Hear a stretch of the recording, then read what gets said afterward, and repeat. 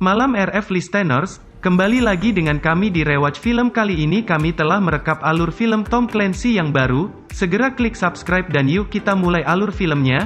Film dimulai. Sebuah tim Navy SEAL yang dipimpin langsung oleh Letnan Komandan Karin Greer, petugas CIA Robert Ritter, John Kelly dan yang lainnya, sedang berada di Aleppo, Suriah, dalam misi menyelamatkan satu agen CIA yang disandra oleh tersangka organisasi pemberontak Suriah. Setelah diberi aba-aba oleh militer, mereka memulai penyerbuan. Namun di tengah baku tembak, John Kelly mendapati mereka bukanlah pemberontak Syria, melainkan militer Rusia. Setelah baku tembak cukup lama, mereka berhasil mengalahkan militer Rusia, dan menyelamatkan agen yang disandera. Tim John Kelly kemudian meninggalkan tempat itu menggunakan helikopter. 3 bulan berlalu, John Kelly memilih pensiun dari dunia militer yang membesarkan namanya. Setelah pulang dari temannya, istri Kelly bersiap-siap untuk tidur, sementara Kelly sedang asyik mendengarkan musik, kemudian menyusup masuk ke dalam. John Kelly mulai menyadari ada orang yang menyusup ke rumahnya. Kemudian dia mengambil senjata dan naik ke lantai atas. Tak lama mereka menembaki istri Kelly yang sedang tertidur. Kelly yang menyadari hal itu lalu menembaki mereka. 3 dari penyusup tersebut tewas sementara John Kelly tertembak. 1 penyusup berhasil kabur. John Kelly dilarikan ke rumah sakit. Komandan Greer dan Ritter mengadakan pertemuan dengan anggota SEAL. Ritter mengatakan kemungkinan penyerangan terhadap Kelly merupakan masalah pribadi. Mendengar itu, Komandan Greer marah besar kepada Ritter. Keesokan harinya di rumah sakit, Greer menjenguk John Kelly yang kini sudah siuman. Scene film lalu berpindah, di mana Thomas Clay, Menteri Pertahanan, datang menemui Greer. Di tempat lain, Greer kembali menemui Kelly. Dia mengatakan kalau CIA tidak mendukung penyelidikan kasus penyerangannya. Greer memberi data paspor 3 orang penyerang yang tewas. Namun CIA tidak bisa melacak identitas orang keempat. Kelly kembali ke rumah dengan kekecewaan dan dipenuhi oleh amarah.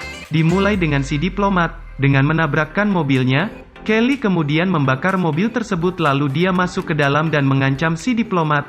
Dalam posisi yang terdesak, orang penting Rusia tersebut memberitahu identitas Ghosty yang Kelly cari, namanya adalah Victor. Kemudian Menteri Pertahanan merencanakan sebuah operasi penangkapan terhadap Victor. Beberapa hari kemudian dari Jerman, tim Kelly bersiap-siap untuk pergi menggunakan pesawat sipil. Kelly merasa heran karena Ritter tidak ikut naik pesawat dengan timnya. Kemudian mereka berangkat. Di pesawat, Greer memperingatkan Kelly agar tidak mengacukan operasi. Tiba-tiba, pesawat mereka dihujani tembakan oleh pesawat militer Rusia, hingga menyebabkan sayap pesawat tersebut terbakar.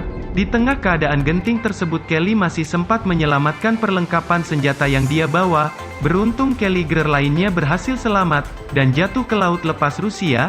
Kelly curiga ada orang dalam yang telah dengan sengaja membocorkan informasi hingga misi mereka gagal. Singkat cerita, mereka berhasil menemukan lokasi Victor. Malam harinya mereka memulai penyerbuan. Kelly berniat untuk menghadapi Victor sendirian.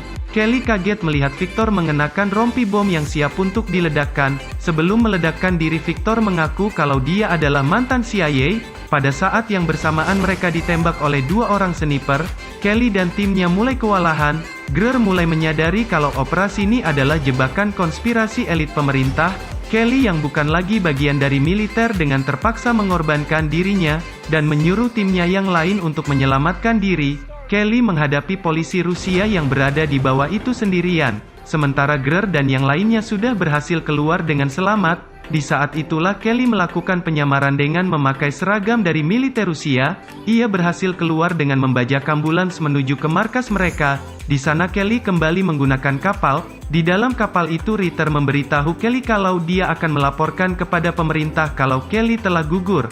Dengan begitu Kelly bisa tahu siapa dalang di balik konspirasi politik ini. Di sini sudah jelas kalau Ritter bukanlah pelakunya. Satu-satunya orang yang dicurigai Kelly adalah Menteri Pertahanan. Kembali ke Amerika, Kelly menemui Menteri Pertahanan yang berada di sebuah restoran.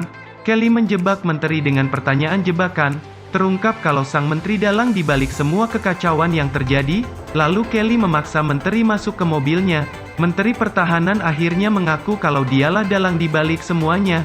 Sang menteri menciptakan perang dingin yang baru untuk meningkatkan ekonomi dan mempersatukan rakyat Amerika yang sekarang. Mendengar pengakuan itu, Kelly menjadi hilang kendali karena pembunuh istrinya adalah atasannya. Lalu dia membelokkan mobilnya dengan kecepatan tertinggi dari jembatan mengarah ke sungai. Kelly berhasil keluar dari mobil itu dengan batuan ger. Sementara Menteri Pertahanan tewas, beberapa hari kemudian diadakanlah pemakaman John Kelly. Lalu Ritter menyerahkan rekaman pengakuan kejahatan Menteri Pertahanan kepada pemerintah. Atas jasa Kelly mengungkap konspirasi besar, pemerintah memberinya izin bekas baru. Dengan identitas barunya dia pergi untuk memulai hidup yang baru. 1 tahun kemudian Ritter menemui Kelly di Washington, D.C. Kelly meminta Ritter untuk menyampaikan rencananya kepada presiden kalau dia ingin membuat tim yang baru yang berisi jagoan dari berbagai negara, yang dia beri nama Rainbow Six, dan film pun berakhir.